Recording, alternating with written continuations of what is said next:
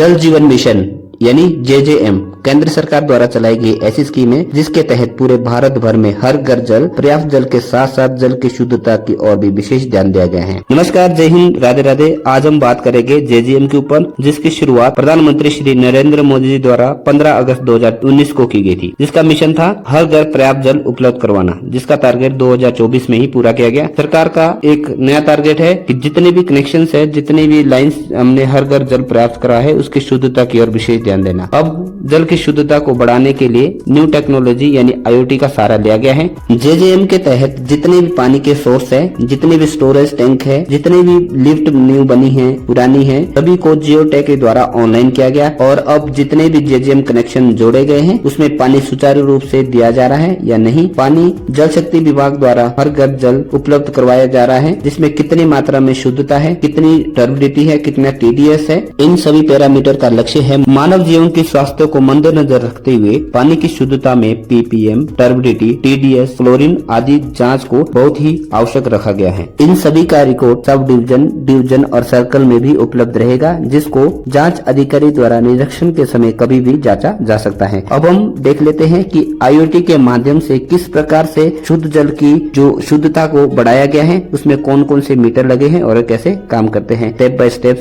सबसे पहले हम इसका ओवरव्यू देख लेते हैं, उसके बाद हम डिटेल में इसको समझेंगे ये कैसे काम कर रहे हैं। इस प्रोजेक्ट में पानी की सुचारू रूप से सप्लाई के लिए तथा पानी की शुद्धता की जांच के लिए मुख्यतः 3 प्रकार के मीटर का इस्तेमाल किया गया है। सबसे पहले आता है फ्लो मीटर, जिसका काम होता है पानी के प्रभाव को मापना, डिटेल में हम आगे बात करेंगे। दूसरा आता है प्रेशर मीटर, जो पानी के प्रेशर को बताता है कि कितने प्रेशर से पानी आगे जा रहा है, कितने न्यूटन पर मीटर स्क्वायर के हिसाब से पानी आगे गुजर रहा है। तीसरा है वाटर क्वालिटी एनालाइजर, ये मीटर है वाटर की शुद्धता को नापने के लिए, वाटर में कितनी शुद्धता है, वाटर कितना पीने योग्य है या नहीं, पानी में कितनी क्लोरीन है और कितनी मात्रा में टर्बिडिटी है। साथ ही हम वाटर क्वालिटी एनालाइजर के तहत हम देखेंगे कि पीने के पानी का TDS कितना होना चाहिए, पीने के पानी की टर्बिडिटी कितनी होनी चाहिए और क्लोरीन कितनी होनी चाहिए। इसके अलावा इसमें बहुत सारे सोलर पैनल लगे हुए हैं जो गेटवे को पावर सप्लाई का काम करते हैं। इसमें जो बॉक्स लगे हैं इसमें है चैनल गेटवे और एक मल्टी चैनल गेटवे, जिसमें IoT डिवाइस लगा है, जिसमें एक सिम भी लगी है, जो सारा मीटर जितने भी हमारा मीटर्स है, जो फ्लो मीटर है, वाटर क्वालिटी एनालाइजर है, प्रेशर मीटर है, इसका डाटा रिकॉर्ड रखता है। साथ ही ये रिकॉर्ड रखता है कि एक दिन में कितनी लीटर पानी सप्लाई दिया गया और उसमें कितनी शुद्धता थी, इसका रिकॉर्ड भी अपने पास स्टोर रखता है। तो ये था इस प्रोजेक्ट का ओवरव्यू, इस प्रोजेक्ट में क्या क्या मीटर लगे हैं। इसके बाद हम डिटेल में आगे बात करेंगे, जिसमें हम हर एक डिवाइस, हर एक मीटर को डिटेल में समझेंगे। ये वीडियो बहुत ज्यादा फायदेमंद रहेगी जल शक्ति विभाग में काम कर रहे कर्मचारियों के लिए, साथ ही इलेक्ट्रिकल और प्लम्बरिंग का काम कर रहे व्यक्ति के लिए। आपको इस वीडियो के माध्यम से बहुत कुछ सीखने को मिलेगा, तो कृपया अपने वीडियो को पूरा देखना है बिना स्किप किए। चलिए वीडियो को करते हैं स्टार्ट। अभी तक हमने ओवरव्यू में 3 प्रकार के अलग अलग मीटर के बारे में देखा। अब इसको हम स्टेप बाय स्टेप एक एक करके मीटर को लेंगे और इसको डिटेल में समझेंगे। सबसे पहले हम स्टेप ले लेते हैं पहले नंबर पे फ्लो मीटर। ये आप देख रहे हैं, ये सभी फ्लो मीटर लगे हुए हैं। फ्लो मीटर का काम होता है किसी भी लिक्विड या गैस के प्रभाव यानी फ्लो को मेजर करना। इसमें एक सेंसर लगा होता है जो किसी भी तरल पदार्थ के प्रभाव को, यानी किसी भी पाइप में अगर कोई तरल पदार्थ या लिक्विड बह रहा हो उसमें कितना फ्लो है उसको मेजर करता है। फ्लो मीटर लगाने के बाद जैसे ही हम इसमें पानी की सप्लाई देते हैं तो उसमें एक रीडिंग आती है, जिससे ये पता लगता है कि कितना लीटर पानी फ्लो मीटर के जरिए आगे क्रॉस हुआ है। अब इस रीडिंग को पढ़ने के लिए यूनिट का पता होना जरूरी है। इसमें 3 प्रकार की यूनिट यूज की जाती है। अभी जो हमारे पास फ्लो मीटर है इसकी रीडिंग होती है मीटर क्यूब पर सेकंड। अब हम समझ लेते हैं फ्लो मीटर के बारे में। फ्लो मीटर किस प्रकार से काम करता है और ये किस प्रकार से इसकी रीडिंग शो होती है और पानी के डिस्चार्ज को कैसे मेजर करता है। फ्लो मीटर में जैसे कि आप देख पा रहे हैं इसमें मीटर क्यूब लिखा है। मीटर क्यूब का मतलब होता है 1000, यानी जब इस मीटर के थ्रू 1000 लीटर पानी आगे क्रॉस होगा तो उसकी रीडिंग आ जाएगी यहाँ पे 1। इसके बाद इसको बारी बारी हम समझेंगे। तो सबसे पहले नीचे समझ लेते हैं जो आपके व्हील से लगे हैं गोल गोल, इसको समझ लेते हैं एक एक करके। इसमें 4 व्हील लिए है। पहला X 0.0001, दूसरा है 0.001, तीसरा है जिसमें शो नहीं हो रहा लेकिन उसकी वैल्यू होती है 0.01 और लास्ट का होता है 0.1। जो पहला वाला जो डायल है जैसे घूम रहा है, ये हमारा शो करता है कि 1 लीटर यानी कि 0 से लेकर 9 तक, जैसे 0 1 2 3 4 5 6 7 8 9 कंप्लीट एक राउंड करता है, एक पूरा करता है राउंड, तो 1 लीटर क्रॉस हो जाएगा। इसी तरह जो अगले वाला है इसमें निकलेगा, जैसे 1 दिया है तो इसमें हमारा 1 लीटर आ गया, 2 में 2 लीटर, 3 में 3, 4 इस तरह करके जब पूरा राउंड हो जाता है तो एक राउंड में ये 10 लीटर पानी आगे क्रॉस करता है। और जो इसके अगले वाला है इसमें 10 लीटर क्रॉस होगा तब एक रीडिंग आएगी, और जब 100 लीटर क्रॉस होगा तब इसमें पूरा एक राउंड कंप्लीट होगा। इसके बाद जो लास्ट वाला है इसमें एक रीडिंग तब आएगी जब 100 लीटर पानी क्रॉस होगा, और जो पूरी रीडिंग यानी 10 रीडिंग तब होगी कंप्लीट जब इसमें 1000 रीडिंग होगी। मतलब 1000 लीटर जब पानी क्रॉस होगा तो जो लास्ट वाला जो डायल है इसमें एक रीडिंग आएगी। तो ये था इसके बारे में। अब इसकी रीडिंग कैसे समझते हैं इसको समझ लेते हैं। सबसे पहले इसमें जैसे दिया है 411, इसकी रीडिंग कैसे लेते हैं। सबसे पहले हमने जैसे देखा कि मीटर क्यूब इसकी रीडिंग होती है कि 1000 पानी आगे क्रॉस हो गया है। उसके बाद ऊपर वाले रीडिंग में 10,000, उसके बाद ऊपर वाले रीडिंग में लाख, यानी कि इसकी जो रीडिंग होगी 1,14,000, इसकी रीडिंग होगी 1,14,000 लीटर। तो इस प्रकार से हमने मीटर की रीडिंग निकालना सीखा। दोस्तों इसको हम डिटेल में भी निकालना सीख सकते हैं। जैसे जो डायल नीचे 4 डायल है इसके हिसाब से हम लीटर पर सेकंड के हिसाब से भी हम इसकी मीटर की रीडिंग निकाल सकते हैं कि 1 सेकंड में कितने लीटर पानी आगे क्रॉस हुआ। इसके लिए एक सेपरेट अलग से वीडियो बनेगी, ये वीडियो लंबी हो जाएगी। तो ये था थोड़ा मीटर के बारे में। अब हम अगले स्टेप की ओर चलते हैं। लेकिन इसके अलावा 2 अन्य यूनिट होती है जो फ्लो मीटर में यूज रहती है दूसरे टाइप के फ्लो मीटर में। एक होता है लीटर पर मिनट और एक होता है गैलन पर मिनट। आइए हम इसकी जितनी भी यूनिट है उसको डिटेल में समझ लेते हैं। पानी को हम किस किस इकाई में नापते हैं इसको समझना बहुत जरूरी है। फ्लो मीटर पानी की यूनिट को 3 प्रकार से मेजर करता है। सबसे पहला आता है लीटर पर मिनट। किसी भी डाया के पाइप में पानी 1 मिनट में कितने लीटर पास हो रहा है इसको हम लीटर पर मिनट में मेजर करते हैं। इसकी सेकंड यूनिट आती है गैलन पर मिनट। जैसे हमने पहले यूनिट में देखा था लीटर पर मिनट। ये बहुत आसान है क्योंकि इसमें मैक्सिमम हम तरल पदार्थ को लीटर पर मिनट में मेजर करते हैं। गैलन भी एक प्रकार से सेम ही है। गैलन थोड़ा सा बड़ा वैल्यू होती है कि 1 गैलन में आता है 3.7 लीटर। हम कह सकते हैं 3.7 लीटर पानी किसी भी पाइप से क्रॉस हो रहा है, इसका मतलब 1 गैलन पानी गुजर गया है। तो ये था फ्लो मीटर की यूनिट के बारे में। अब हम ये जान लेते हैं कि जो फ्लो मीटर में जितनी भी रीडिंग आई है कहाँ रिकॉर्ड होती है और किस प्रकार से ट्रांसफर होती है और किस प्रकार से डाटा स्टोर रहता है। अब चलते हैं नेक्स्ट स्टेप की ओर। तो सारी मीटर की रीडिंग है, उसका डाटा मीटर में लगी हुई एक सेंसर में रिकॉर्ड रहता है। अब ये सेंसर अपने पास तो स्टोरेज मेमोरी पर रिकॉर्ड रखता ही है, साथ ही ये डाटा गेटवे चैनल के जरिए आगे ट्रांसफर करता है। अब हम गेटवे चैनल के बारे में डिटेल में समझेंगे। ये गेटवे चैनल होते क्या है। ये चैनल 2 प्रकार के रहते हैं, एक सिंगल गेटवे चैनल और एक मल्टी गेटवे चैनल। सबसे पहले हम सिंगल गेटवे चैनल देख लेते हैं। जितने भी सोलर पैनल देख रहे हो आप, इसमें अलग अलग सेपरेट कनेक्शन के लिए सेपरेट से सोलर पैनल लगे हुए हैं, और जो सोलर पैनल का अंदर जो बॉक्स देख रहे हैं इसके अंदर रहता है सिंगल गेटवे चैनल और मल्टी गेटवे चैनल, और साथ ही इसमें बैटरी वगैरह। आइए इसको अब देख लेते हैं इसके अंदर क्या क्या चीज रहती है। सबसे पहला नंबर पे आता है सोलर चार्ज कलेक्टर। इसका काम होता है चार्ज को कलेक्ट करना और आउटपुट सप्लाई देना। उसके बाद लिथियम आयन बैटरी हमारे पास है 12 वोल्ट की, इसके साथ जो असेंबल रहती है। इसके बाद इसमें रहता है सिंगल गेटवे चैनल, जो ब्लैक कलर का आप देख पा रहे हो, यह है सिंगल गेटवे चैनल। इसके अंदर 10 सिम रहती है जो डाटा को ट्रांसफर करती है।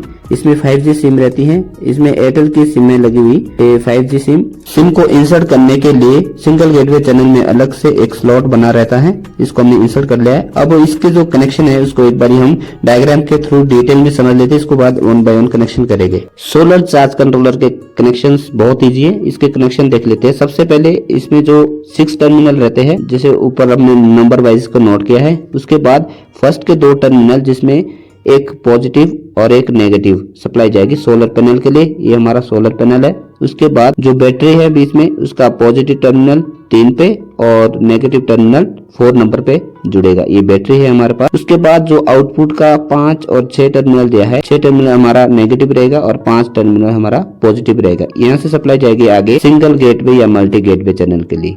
ये सप्लाई हमारा डीसी लोड के लिए जाएगी। इसके दूसरे कनेक्शन हम एसी लोड के लिए भी कर सकते हैं। एसी लोड में जैसे सेम ही रहेगा, इसमें सिर्फ इतना रहेगा जहाँ से हमने डीसी लोड उठाया था वो वहाँ से हमें एसी लोड नहीं उठाना है। और यहाँ के आउटपुट में इन्वर्टर जोड़ सकते हैं बैटरी के डायरेक्ट, जो पॉजिटिव से पॉजिटिव और नेगेटिव से नेगेटिव, इससे हमारा एसी लोड काम करेगा। तो ये थे थोड़े कनेक्शन के बारे में। अब हम प्रैक्टिकली इसके कनेक्शन कर लेते हैं। सबसे पहले हम बैटरी के कनेक्शन करेंगे। हमारे पास प्लस की जगह मैंने रेड वायर जोड़नी है और माइनस की जगह ब्लैक वायर जोड़नी है। जो है 3 और 4 नंबर बैटरी का है। बैटरी शो करा है 12 वोल्ट। उसके बाद जो हमारे 5 और 6 टर्मिनल है, प्लस की जगह हमने रेड और नेगेटिव की जगह हमने नेगेटिव वायर जोड़नी है। ये एक जो कनेक्शन रहेगी लास्ट में 5 और 6 के, इसमें हम जुड़ेंगे सिंगल गेटवे या मल्टी गेटवे चैनल को। अब हमने इसमें इंसर्ट कर लिया है, सिंगल गेटवे चैनल को इंसर्ट कर लिया है और बीच में हमने बैटरी के टर्मिनल कनेक्शन कर दिए हैं। जैसे ही हमने बैटरी के कनेक्शन की, उसमें 12 वोल्ट सप्लाई देगी और उसके बाद जैसे हमने सिंगल गेटवे चैनल के कनेक्शन किए, उसके बाद आउटपुट में हम जो सिंगल गेटवे चैनल है, प्लस की जगह प्लस और माइनस की जगह माइनस कनेक्शन करने के बाद इसका लोड शो हो जाएगा, जैसे कि आप सिंगल गेटवे चैनल में शो कर पा रहे हो। सोलर चार्ज कलेक्टर के कनेक्शन करने के बाद सिंगल गेटवे चैनल में 2 एंटीना लगते हैं जो सिग्नल का काम करते हैं सिम के लिए। इसको लगाने के लिए जो सिंगल गेटवे चैनल है उसके दोनों साइड अलग से इसके लिए स्लॉट बने रहते हैं। इसको इंसर्ट करने के लिए सोलर के साथ ही मैग्नेट रहता है इन एंटीना में और ये चिपक जाते हैं। उसके बाद हम नेक्स्ट स्टेप की ओर चलते हैं। जो सोलर के हमने आउटपुट सप्लाई नहीं ली थी, तो सोलर की output supply solar charge collector के फर्स्ट टर्मिनल में जुड़ेगी। फर्स्ट 2 टर्मिनल सोलर के लिए रहेंगे, उसके बाद 2 टर्मिनल बैटरी के लिए और लास्ट के 2 टर्मिनल हमारा लोड के लिए, यानी जो सिंगल गेटवे चैनल है उसके लिए रहते हैं। आई होप आपको ये समझ आ गया होगा। अब हम बात कर लेते हैं मल्टी गेटवे चैनल। जैसे सिंगल गेटवे चैनल है, बहुत सारे सिंगल गेटवे चैनल का डाटा एक ही मल्टी गेटवे चैनल में कलेक्ट रहता है, जिसमें 4G वाईफाई कलेक्टर रहता है जो डाटा को स्टोर करके और आगे ट्रांसफर करता है एलईडी के लिए। इसके बाद जो मल्टी गेटवे चैनल है उसके अंदर सेम ही सोलर चार्ज कलेक्टर रहता है और डाटा कलेक्ट करने के लिए 4G डाटा वाईफाई कलेक्टर रहता है। ये था मल्टी गेटवे चैनल के बारे में। अब हम बात कर लेते हैं प्रेशर सेंसर के बारे में। जो ये प्रेशर मीटर है ये डाटा कलेक्ट करता है कि कितने प्रेशर से पानी आगे जा रहा है और आगे सिंगल गेटवे या मल्टी गेटवे चैनल को ट्रांसफर करता है। अब हम बात करते हैं मोस्ट इंपोर्टेंट टॉपिक के बारे में, जो है वाटर क्वालिटी एनालाइजर। ये जो बड़ा सा बॉक्स देख रहा है ये वाटर क्वालिटी एनालाइजर है। इसके लिए इनपुट सबसे पहले पानी की सप्लाई आती है यहाँ से, और ये हम इसको पहले ओपन करके देखें कि इसके अंदर क्या चीज है। जैसे कि आप इसके अंदर देख पा रहे हो, ये हमारा वाटर क्वालिटी एनालाइजर मीटर, ऊपर इसके डिस्प्ले लगी हुई है। डिस्प्ले के साइड में अलग से पोर्ट लगा है जिसमें हम वाटर की टेस्टिंग करते हैं। ये इनपुट पानी की सप्लाई है, यहाँ से जाके इस जो हमारा ये अंदर से पोर्ट लगा है इसके ऊपर है सेंसर लगा हुआ। तो इसके लिए सबसे पहले हम इनपुट पानी की सप्लाई दे देते हैं। पानी की सप्लाई देने के लिए अलग से बाल में इसके कनेक्शन किए हैं, जो मेन सप्लाई वाल है। तो यहाँ से हमने पानी की सप्लाई ऑन कर दी है। जैसे कि आप देख पा रहे हो इसमें पानी धीरे धीरे इंक्रीज हो रहा है, धीरे धीरे पानी बढ़ रहा है। जैसे ही इसमें पानी फुल हो जाएगा उसके बाद जो आउटलेट पाइप है, आउटलेट पाइप के थ्रू पानी आएगा बाहर, पानी बाहर आएगा और साथ में जो पानी है उसकी टर्बिडिटी और क्लोरीन की टेस्टिंग डिस्प्ले में शो हो जाएगी। हमारा पानी की सप्लाई जो इसमें पोर्ट में फुल हो चुकी है और यहाँ से ड्रेन आगे हो रहा है। और जो आप देख पा रहे हो इसमें वाटर क्वालिटी एनालाइजर में इसमें पीपीएम क्लोरीन और एनटीयू टर्बिडिटी शो कर रहा है। इसके बारे में हम डिटेल में बात करेंगे। टर्बिडिटी क्या होती है, टीडीएस क्या होती है, क्लोरीन क्या होता है और इस पानी की शुद्धता कैसे मेजर करते हैं और इसमें जो शो कर रहा है उसमें हम किस तरह से इसका डाटा कलेक्ट कर सकते हैं। साथ ही हमें थ्योरेटिकली ये समझना पड़ेगा कि पीने के पानी की टीडीएस और क्लोरीन, टर्बिडिटी, एनटीयू और पीपीएम कितना होना चाहिए। तो इसको हम पहले थ्योरेटिकली डिटेल में समझ लेते हैं। ये समझना बहुत जरूरी रहता है किसी भी डिपार्टमेंट के लिए। तो अब हम डिटेल में इसको समझ लेते हैं कि पानी की शुद्धता हम कैसे मेजर करते हैं। जब हम पानी की शुद्धता की बात करते हैं तो उसमें जानने से पहले हमें ये जानना जरूरी होता है कि कौन सा पानी पीने योग्य है और कौन सा पानी पीने योग्य नहीं है। प्रत्यक्ष और अप्रत्यक्ष रूप से पानी में 2 प्रकार के पदार्थ घुले रहते हैं। प्रत्यक्ष रूप से वो पदार्थ होते हैं जिसमें पानी का रंग चेंज हो जाता है, जैसे मिट्टी या कोई रेत वगैरह, जिससे पानी का कलर चेंज हो जाता है। ये इसको बोलते हैं टर्बिडिटी यानी मैलापन। दूसरा रहता है ठोस पदार्थ, जिसको घुलने पर पानी का रंग में कोई चेंजिंग नहीं रहती, जबकि पानी सेम कलर में रहता है, लेकिन इसके टेस्ट, इसके स्वाद में बदलाव आ जाता है। तो इसको चेक करने के लिए हम यूज करते हैं टीडीएस यूनिट। अब टीडीएस यूनिट क्या है इसको पहले डिटेल में समझ लेते हैं। टीडीएस की फुल फॉर्म होती है टोटल डिसॉल्व सॉलिड, यानी पानी में घुले हुए पदार्थ, जैसे नमक, चीनी आदि। इस तरह के जो ठोस पदार्थ होते हैं वो पानी में घुलनशील रहते हैं और पानी के स्वाद को चेंज कर लेते हैं। अब टीडीएस कितना होना चाहिए पीने योग्य पानी के लिए? WHO के अनुसार पीने योग्य पानी का टीडीएस वैल्यू होनी चाहिए 500 से 1000 तक, जबकि इंडियन ब्यूरो के अनुसार पीने योग्य पानी का TDS वैल्यू 2000 तक वैलिड माना जाता है। अगर TDS वैल्यू 2000 से ऊपर है तो वो पानी पीने योग्य नहीं माना जाता है। अब हम बात कर लेते हैं क्लोरीन, ppm और mg पर लीटर ये क्या चीज होती है। क्लोरीन को ppm या mg पर लीटर में हम मेजर करते हैं। ppm का फुल फॉर्म होते हैं पार्ट प्रति मिलियन। उदाहरण के लिए अगर हम इसको समझे, अगर 10 ppm क्लोरीन है तो इसका अर्थ है कि प्रति मिलियन यानी 10 लाख पानी की इकाई में 10 यूनिट क्लोरीन है। पीने योग्य पानी की ppm या mg पर लीटर की वैल्यू होनी चाहिए 0.5 से 1 ppm तक। पीने के पानी की टर्बिडिटी मेजर करने के लिए एक मीटर का इस्तेमाल करते हैं जिसका नाम है नेफेलोमेट्रिक मीटर यूनिट यानी NTU। मीटर ये दर्शाता है कि पानी में कितने परसेंट मैलापन है, कितने परसेंट गंदगी है और कितने परसेंट टर्बिडिटी है। तो भारतीय ब्यूरो के अनुसार अगर माना जाए तो इसकी वैल्यू 5 NTU तक होनी चाहिए। इसके अधिक होने पर ये पानी पीने योग्य नहीं है। तो हमने देखा जो ppm की वैल्यू रहनी चाहिए 0.5 से 1 ppm या mg पर लीटर और NTU यानी टर्बिडिटी की वैल्यू रहनी चाहिए 5 NTU के बराबर। अभी जो आप मीटर देख रहे हो वाटर क्वालिटी एनालाइजर, इसमें हम दो प्रकार की शुद्धता से पानी की मेजरमेंट कर सकते हैं। एक है ppm जिसकी मात्रा होनी चाहिए 0.5 से 1 ppm या mg पर लीटर और दूसरी है हम NTU या टर्बिडिटी जिसकी मात्रा होनी चाहिए 5 NTU के बराबर, तभी हम पीने योग्य पानी इसको मान सकते हैं। अब हम नेक्स्ट स्टेप की ओर चलते हैं। नेक्स्ट स्टेप है जो ये डाटा स्टोर रहता है वो आगे डिस्प्ले में शो कर देते हैं। जो ऑफिस में डिस्प्ले जितने भी मीटर है, जितने भी गेटवे है, सिंगल गेटवे या मल्टी गेटवे चैनल है, उसका डाटा आगे जाता है डिस्प्ले की ओर।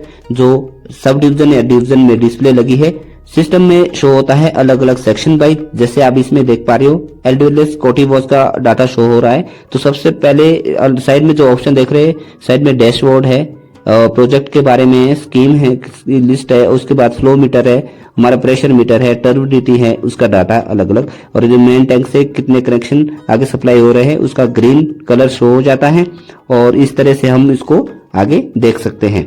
डिस्प्ले में डाटा कैसे देखते हैं, अगर इसके रिगार्डिंग कोई जरूरत पड़ी इन फ्यूचर में तो जरूर से इसके ऊपर वीडियो बनाई जाएगी। आई होप आपको ये वीडियो हेल्पफुल रहेगी। मिलते हैं नेक्स्ट वीडियो में, तब तक के लिए थैंक यू। चैनल को जरूर से सब्सक्राइब करें। Thank you, take care and take care, bye.